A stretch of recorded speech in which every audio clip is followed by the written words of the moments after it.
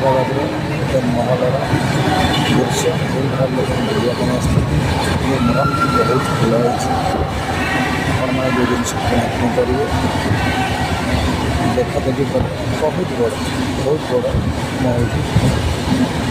ଆପଣ ଆସି ଦେଖନ୍ତୁ, ବହୁତ ଭଲ ଭଲ ଜିନିଷ ଅଛି।